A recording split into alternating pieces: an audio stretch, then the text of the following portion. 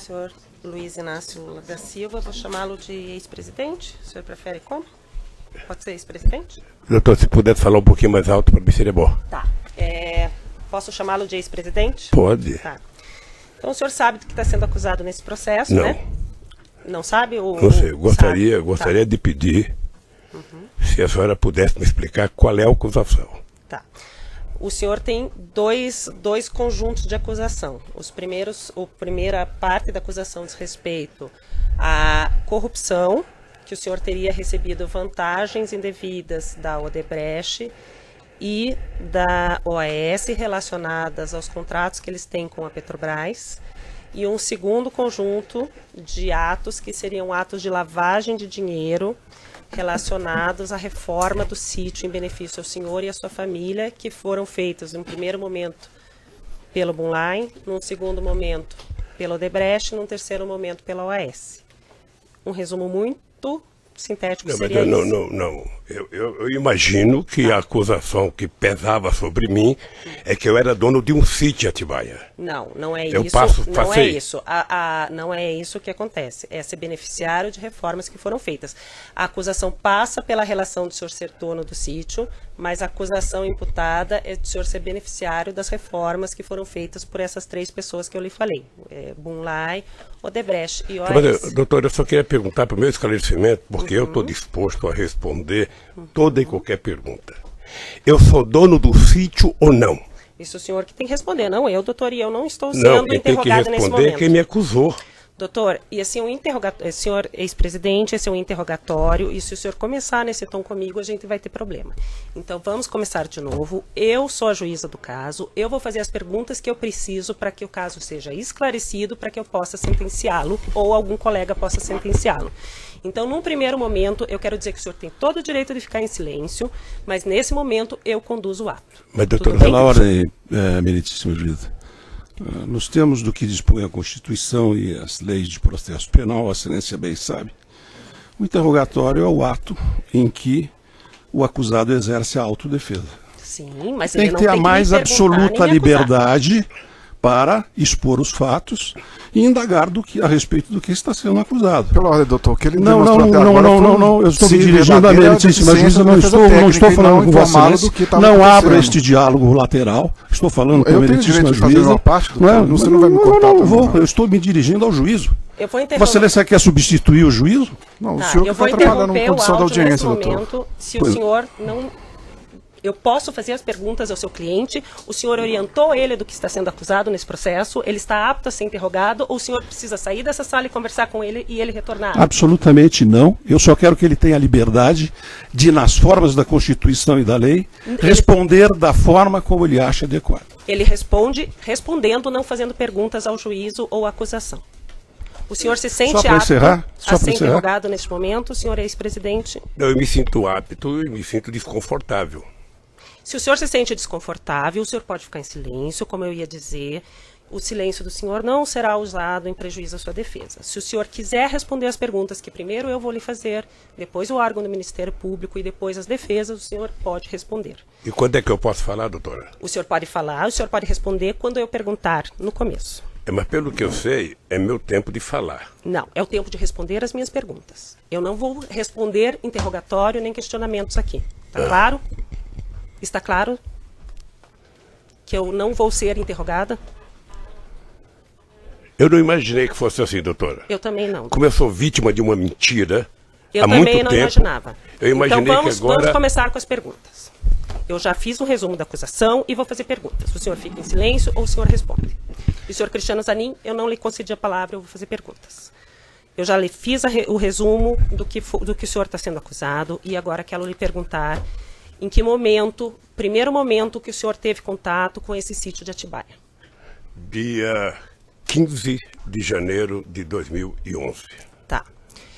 O senhor teve contato com esse sítio de Atibaia no 15 de janeiro de 2011, como?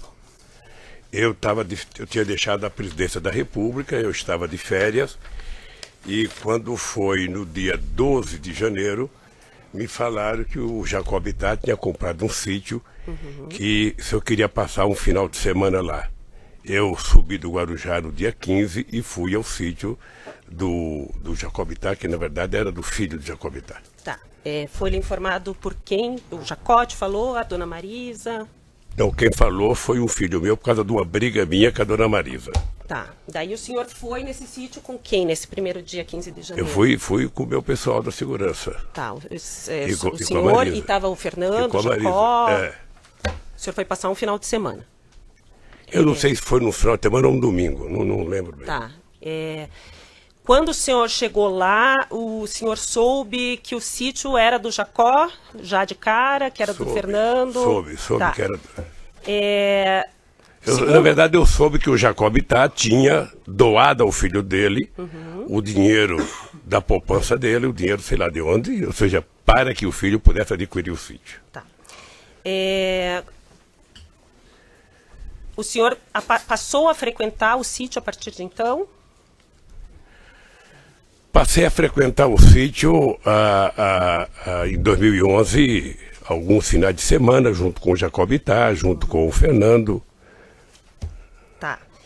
Chegou um momento que o senhor chegou a ficar hospedado lá, porque quando houve a busca e apreensão foram encontrados vários objetos pessoais do senhor e da dona... Eu ficava hospedado de final de semana lá. Então, o senhor ia final de semana, mas com mais frequência a partir de um certo momento ou desde 2011? Eu não lembro. Eu acho que em 2011 até 27 de outubro eu ia sempre com o Jacobitá, porque nós fazíamos lá, jogávamos buraco, jogávamos mexe-mexe, e o Jacó tinha na nossa companhia, sabe, naquele instante eu acho que era uma relação quase que de irmã. Porque eu conheci o Jacó desde 1975, nós fundamos o PT junto, fomos dirigentes sindical junto, fundamos a CUT junto, fizemos as greves juntos, fomos candidatos juntos, sabe? O Jacobitá, depois de um certo tempo, passou a ter em mim, sabe, quase que a única pessoa em que ele passava final de semana. É que a partir de um certo momento, pelo que consta dos autos e pelo que foi encontrado na busca e apreensão realizada no sítio, a família Bittar deixou de frequentar com tanta frequência, o senhor e a sua família começaram a frequentar mais. Isso chegou a acontecer? Veja, a família Bittar, o Fernando Bittar, em função de ter um filho de 12 anos que preferia ir para o shopping do que para o sítio, não ia, mas o Jacó ia constantemente para o sítio. E o problema do Jacó é que ele estava com mal de Parkinson e estava cada vez mais ficando com problema. Mas ele foi muito tempo. Frequentava junto com o senhor e quem com a deixou de frequentar um pouco mais fui eu por causa do câncer. Depois do dia 27 de outubro, eu tive 2011, 2012, o tempo inteiro, menos possibilidade de ir, e às vezes ia e voltava no mesmo dia por causa da doença. Tá. E o Fernando falou até que o senhor ia na época do tratamento e ficava hospedado de vez em quando, né? Eu ia, mas não ia para dormir porque eu tinha problema de... Tá. De debilidade. Tá. E aí, depois de um tempo, quando foi feita a busca e apreensão, então o senhor disse que o Jacó ainda frequentava, o Fernando menos por causa do filho adolescente, mas o senhor que ocupava o quarto principal. Quando me dava, eu ocupava. Mas tinha os objetos pessoais estavam lá. E isso era uma deferência que eu recebia tanto lá na chácara, quanto eu recebia no Palácio da Rainha da Inglaterra, no Palácio da Rainha da Suécia, em vários lugares que eu frequentei, inclusive no Kremlin, sabe? Eu tive o prazer de ser convidado a dormir no Kremlin. Eu não sei o que o Ministério Público viu de absurdo isso. Quando foi narrado aqui por várias testemunhas e por alguns réus, o senhor Fernando Bittar comprou o sítio, foi feito a escritura, ele e o Jonas Suassuna. O senhor sabia que foi feito uma escritura, eles negociaram, uma parte do terreno ficaria com o Jonas, outra parte com o senhor Fernando Bittar? Eu não tinha interesse e nem por que saber disso. Tá. O que eu sabia era que o terreno era um todo e que o Fernando Bittar não podia comprar todo o terreno, ele comprou uma parte e o Jonas Suassuna comprou a outra parte. É isso que eu sabia. Mas o senhor sabia quando? Quando que o senhor ficou sabendo disso? Depois de algum tempo que estava lá. O senhor já estava usando o sítio? Já estava frequentando, quer dizer, o sítio? Já. Tá. O senhor soube que as primeiras reformas foram feitas no sítio uma parte pelo senhor Fernando para usar e outra parte a pedido da dona Marisa? Eu nunca... Veja, eu tenho muita dúvida se a dona Marisa pediu para fazer a reforma. Tenho muita dúvida. Como ela não está aqui para se explicar, eu fico com a minha dúvida. Eu, sinceramente... O senhor Bunlai e o senhor Aurélio, que foram ouvidos essa semana, relataram que eles foram junto com dona Marisa. Agora ficou fácil citar o nome da dona Marisa porque ela morreu. Então agora... É muito fácil dizer. Então o senhor não acredita que o senhor Bunlai eu sinceramente não acredito porque não o senhor Aurélio, o senhor Bunlai, eu não acredito porque não acredito que a dona Marisa tivesse efetivamente relação para pedir para uma empresa fazer obras. E também porque não era dela.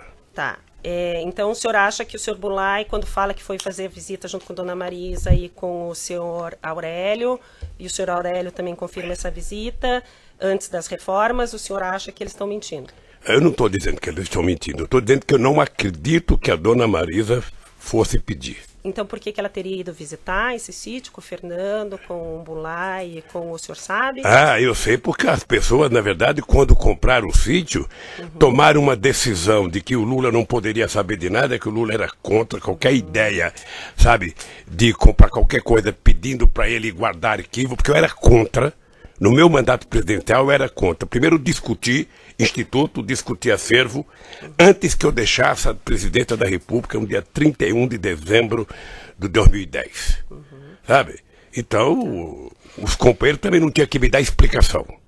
Mas então, eles fizeram... O senhor não soube e duvida que a dona Marisa tenha falado com o senhor Bunlai pedindo para reformar alguma coisa no sítio? Eu sinceramente duvido. Eu sinceramente duvido. O senhor soube que as primeiras pessoas que fizeram a obra, o senhor Ignes, as primeiras pessoas que estavam lá foram retiradas a pedido da senhora Marisa, do senhor Fernando, do senhor Aurélio? O que eu sei das reformas, na verdade, foi depois da imprensa. A senhora sabe do contato que dona Marisa tinha com pessoas da Odebrecht, com a direção da Odebrecht, para ter pedido para a Odebrecht assumir essa reforma? É isso que eu estou tentando dizer. A Marisa não tinha, no meu conhecimento, nenhuma relação com a Odebrecht. Mas nem em eventos sociais ela não tinha contato com o senhor Emílio, com o senhor Marcelo? Ela participou de jantares, de eventos sociais com o senhor Emílio, o senhor Obviamente Marcelo? que pode ter encontrado num evento qualquer, sabe, público com essas pessoas, porque ia muitos empresários. Mas ter liberdade para falar com uma pessoa e pedir, eu sinceramente acho que quem citou isso está tentando encontrar uma solução cômoda para uma pessoa que já está morta. As pessoas que relataram esse fato, também o senhor acredita que estão mentindo, que dona Marisa pediu? Não vou dizer, não estou utilizando a palavra mentindo. Tá. Eu só estou dizendo que não acredito que a dona Marisa tenha pedido. Tá. Com relação a parte que foi feita, o senhor já relatou, e eu ia perguntar isso no início do depoimento, ficou um pouco tumultuado, a questão da relação do senhor com a Odebrecht. O senhor concorda em usar o que já foi dito nos outros processos, no processo anterior, que é do apartamento e do... O senhor concorda ou o senhor quer que refaça algumas perguntas? Doutora, eu na verdade gostaria de falar outra vez o que eu já falei aqui para o doutor Moro, numa audiência. Já falei, ou seja, o primeiro processo que eu fui vítima aqui é uma farsa, uma mentira do Ministério Público com PowerPoint. A segunda é outra farsa, sabe? E eu tô pagando esse preço.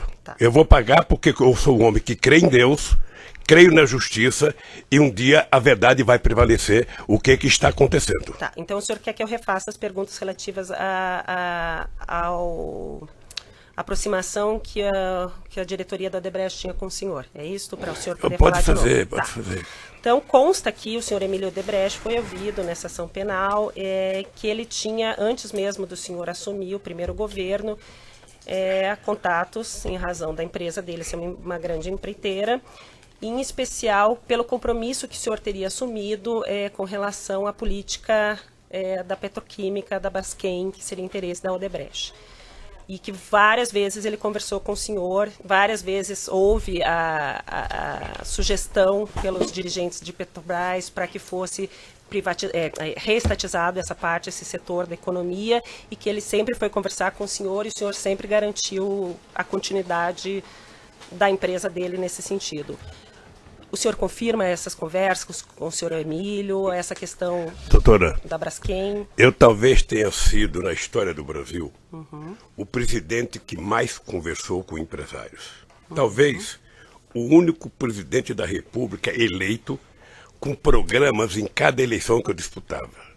E esse programa de governo era feito ouvindo desde os mais simples trabalhadores aos mais importantes empresários, passando pela Febraban, representando o sistema financeiro, passando pelo sucro alcooleiro, passando pela indústria de óleo e gás. Eu, quando construía um programa de governo, eu construí um programa de governo para o Brasil e não para mim. E o Emílio Odebrecht e outros empresários participaram muito de discussão, sabe, sobre o futuro do Brasil, sobre a construção. E eu tinha um pensamento sobre a indústria petroquímica. Porque a Petrobras, diferentemente do que algumas pessoas falam, não é uma empresa estatal.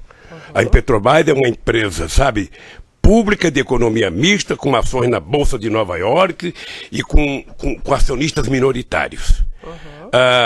E eu não tinha nenhum interesse que fosse estatizado qualquer coisa. Eu tinha interesse que tudo fosse transformado, sabe, numa atividade de empresas públicas e que deveria participar Petrobras, empresas privadas, Banco do Brasil, empresas privadas, tudo. Eu achava que tinha que ser uma mistura da atividade econômica para a gente fazer esse país voltar a crescer. Mas como o ideal era tentar mostrar que a empresa Petrobras era pública e que o Lula mandava na Petrobras, sabe, se criou um monstrengo de dizer... Mas eu nem perguntei da Petrobras, eu perguntei especificamente das conversas que o senhor Emílio disse que teve com o senhor a respeito do medo que ele tinha que a petroquímica Braskem fosse estatizada. Eu tive com ele e com todos os empresários brasileiros, inclusive todos eles participavam do Fórum Econômico do Conselho Econômico e Social que eu criei, onde participavam os maiores empresários do Brasil, e nós discutíamos desde política tributária, a política social, a política de investimento, a política externa. Tá. Sim, é por isso que o meu governo passou a ser... conversou com o senhor Emílio algumas vezes sobre essa questão da Braskem ou não conversou? Não era da minha alçada conversar. Tá. Ou seja, qualquer assunto específico de conversa com quem quer que seja, ou a pessoa conversava com o ministro da área, ou a pessoa conversava com a empresa fins. Tá. Então o senhor não conversou e não garantiu nada ao senhor Emílio em nenhum momento? Veja, primeiro, eu poderia garantir qual era a intenção do governo. E a intenção do governo era ter o Brasil como um país, sabe, de uma indústria química poderosa. O Brasil é um país de 200 milhões de habitantes, o Brasil compra até bacia de lavar os pés, importa porque não tinha uma indústria química forte. Eu era favorável e defendia que o Brasil tivesse uma indústria petroquímica muito forte. E a Braskem... Eu só queria que o senhor respondesse sim, não. É porque não é só assim, doutora. Lamentavelmente não é só assim, sim ou não. A defesa gostaria de ter a palavra. Eu acabei de dizer que eu conversei muito com a Braskem. Mas especificamente sobre esse assunto, o senhor conversou ou não conversou? Devo ter conversado na discussão do programa do governo. E o senhor garantiu alguma posição para o senhor Emílio? É possível garantir. Tá. É possível garantir que o governo brasileiro ia ser um governo democrático, plural, e que as empresas iriam ter o direito de participar das coisas feitas no governo. Tá. Com relação aos diretores da Petrobras, já foi feita a pergunta, mas como o senhor quer de novo falar sobre o assunto, volto a perguntar. Qual a participação? O senhor escolheu os presidentes da Petrobras que foram presidentes durante os seus 2 mandatos? Essa é uma das grandes mentiras. Se o Ministério Público tivesse tido interesse, ele teria percebido que antes do Lula virar presidente da República, quem escolhia os diretores da Petrobras era exatamente o presidente da República do Brasil. E que para evitar que o Lula fizesse isso, aí já vem a maldade política, teve um decreto-lei estabelecido em 2002, sabe, tirando da presidenta da República o direito de indicar. Tá? Então, quem passou a ser o indicador era efetivamente o Conselho de Administração da Petrobras, que era plural, que tinha empresários privados, grandes, pequenos, sabe, médio, que tinha acionista minoritário. Qual era o papel do presidente da República? Eu não sei se as pessoas estão acompanhando a montagem do governo agora atual. Né? Quem é que está sendo colocado? Dá essa impressão de que não tem ninguém político. mas com raríssimas exceções, todo mundo ali é político. Então o que eu fazia? Eu fui eleito com uma base que me apoiou na campanha. Eu designei, sabe, o ministro-chefe da Casa Civil, que é o responsável por isso, particular com os líderes dos partidos que me apoiavam, a montagem do segundo escalão do governo, porque eu tinha indicado o primeiro escalão. Tá, no caso era o senhor José Dirceu. Como é que funciona? Como é que funciona?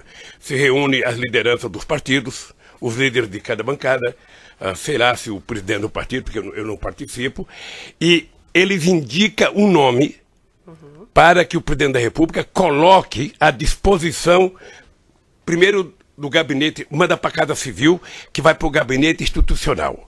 O gabinete institucional faz uma investigação, sabe, se tem prontuário, se tem denúncia, se tem qualquer coisa que não signifique boa conduta.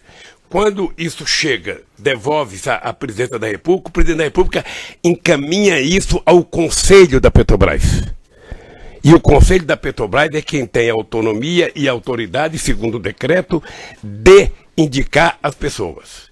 Quando as pessoas foram indicadas, eu disse no depoimento, não houve uma denúncia, sabe, nem da imprensa, nem da Polícia Federal, nem do Ministério Público, nem do Sindicato de Trabalhadores, nem dos funcionários, ou seja, eles foram aprovados, inclusive, em depoimento de pessoas do Conselho, por unanimidade. Tá. Então, o senhor fez indicações com base em orientações da base partidária que lhe dava Excelência, sustento. pela ordem. É isso? Excelência, pela ordem. Não foi dito. Foi dito que a indicação era feita pelo Conselho. Foi isso que o depoente acabou de afirmar. Mas não foi a presidência que falou para o Conselho eu enviei o nome. Ele enviou um nome. Encaminhamento. A gente fala. Encaminhamento da presidência. A gente não interfere no Conselho. Tá. Mas o senhor encaminhava 10 nomes para eles escolherem, ou o senhor encaminhava um nome e eles aprovavam ou reprovavam? Não, mas você indicava o nome que tinha vindo para você indicar. Tá. Eu não inventava então nome. Então é isso que eu estou falando. O senhor recebia o nome da sua base de apoio, mas o senhor está falando inclusive da presidência? O Dutra, Gabriele, era a base de apoio? O presidente foi da indicação minha, o presidente da Petrobras. Tá. Tanto o Zé Eduardo Dutra quanto o Zé Eduardo, o Zé Sérgio Gabriele. Tá, isso foi... O senhor passou o nome, então, ou indicou o nome para o Conselho da Petrobras, o Conselho aprovou. É isto? E até então não tinha nenhum indicativo que nenhuma dessas pessoas tinha qualquer problema. Nenhuma. E eram todos concursados de mais de 30 anos de empresa. De empresa, tá. A mesma coisa ocorria com as diretorias. A mesma coisa que a diretoria. Mas o senhor sabia, até então, que cada diretoria era indicada por um partido? Era indicado por um conjunto de forças políticas que tinha me ajudado a ganhar, como é hoje. Tá, não estou falando que isso é errado, mas o senhor sabia, então, que, por exemplo, o Paulo Roberto Costa era indicação do PP, sabia que o Cerveró e depois o Zelada era do PMDB. Do PP e de outras forças políticas. Isso já está no meu depoimento. Tá. O senhor pediu para falar de novo. É que ele falou forças políticas, Excelência, não um partido. Mas eu estou perguntando do partido, por isso que eu estou perguntando. Ele sabia que tem era várias partido? forças políticas que indicam. Tá, não era PP, PMDB e PP, exatamente como ficou... é hoje. Tá. O senhor... Então, com essas forças políticas, lhe indicaram o nome do Paulo Roberto Costa, lhe indicaram o nome do Cerveró, lhe indicaram o nome do... Me deu até... Do Duque. Do Duque. E o senhor encaminhou para o Conselho e eles aprovaram. É isso. Sei mesmo. Houve em algum pedido de políticos para o senhor trocar diretores da Petrobras? Não. O senhor nunca recebeu pedido de político dizendo assim, esse diretor está me dando problema, a gente precisa, o nosso partido está tendo problema com esse. O senhor nunca recebeu? Nunca. O senhor foi repassado pelo chefe da Casa Civil na época, ou no segundo momento pela senhora Dilma, alguma informação de que algum diretor estava dando problema com a sua base de apoio? Não. Aquele fato narrado aqui na denúncia de que houve, antes da indicação do Paulo Roberto Costa para a diretoria da Petrobras, uma obstrução na Câmara dos Deputados. O senhor tomou conhecimento, sabe falar alguma coisa a respeito, ou quer repetir alguma coisa a respeito disso? Deixa eu dizer uma coisa, doutora, é que a pessoa que contou esse fato não merece da minha parte, meio centímetro de respeito. Porque se tivesse acontecido um bloqueio de votação na Câmara, o governo tinha um coordenador político, que era ministro, que mantinha relação com a Câmara. Esse coordenador político tinha contato com todos os líderes partidários. Além disso, o governo tinha, naquela ocasião, a presidência da Câmara. Além disso, o presidente tem o líder do governo dentro do Congresso Nacional. É muito sistemático que eu nunca tenha ouvido falar de que houve obstrução para aprovar o nome. Então, o senhor nunca foram para o senhor falando que teve problema e que estavam obstruindo votações na Câmara? Eu, graças a Deus, nunca tive obstrução no Congresso por nenhum projeto. Segundo consta aqui na denúncia, dentre as várias reuniões que constam na sua agenda com o senhor Emílio Odebrecht, há uma reunião no dia 30, no penúltimo dia do governo do senhor, 30 de dezembro de 2010, que o senhor teve uma reunião com o senhor Emílio. O senhor confirma essa reunião? Não teve reunião, doutor. Tá, mas está na sua agenda. Não teve reunião.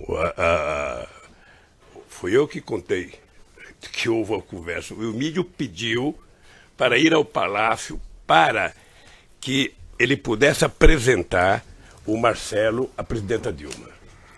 Foi isso. Eu estava na Bahia, regressei da Bahia, que eu estava inaugurando um programa votacional, e o Emílio esteve no Palácio por volta de 5 horas, quase, já era final, já era véspera da posse da Dilma, tinha poucos minutos para qualquer contato político. A conversa foi muito rápida, sabe?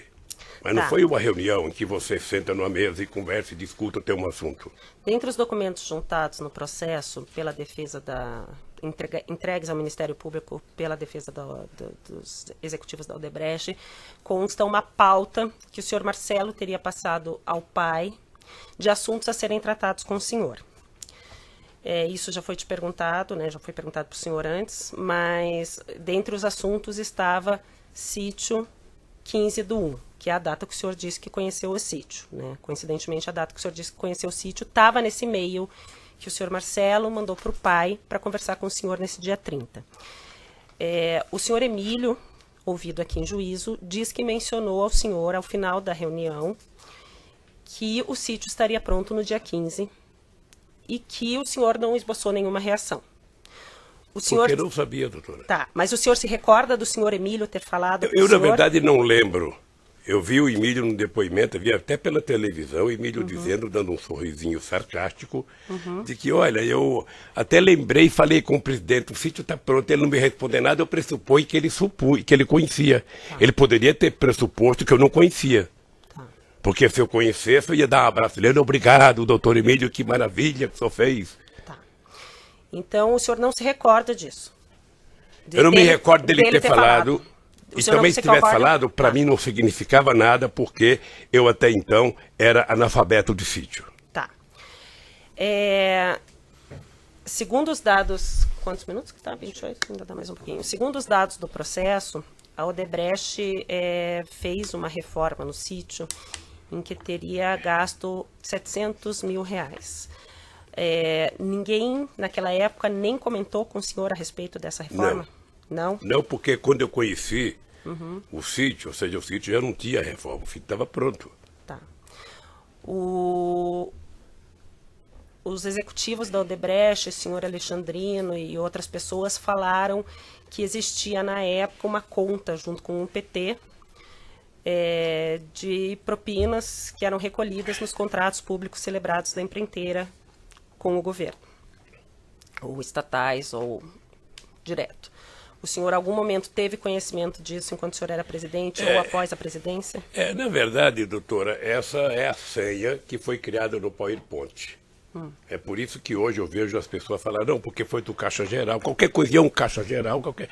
Quer dizer, é que se construiu uma mentira, eu não sei se do empresário, de quem quer que seja, e passa a tentar jogar nas costas do PT, sabe, a responsabilidade por tudo o que aconteceu nesse país. A única coisa que eu tenho a tranquilidade é dizer que eu não sei quanto custou, quanto gastou, quem fez, por que fez e o que fez. Tá? Eu vou quem pode dizer isso é quem é o dono do sítio. Tá, eu vou interromper o áudio.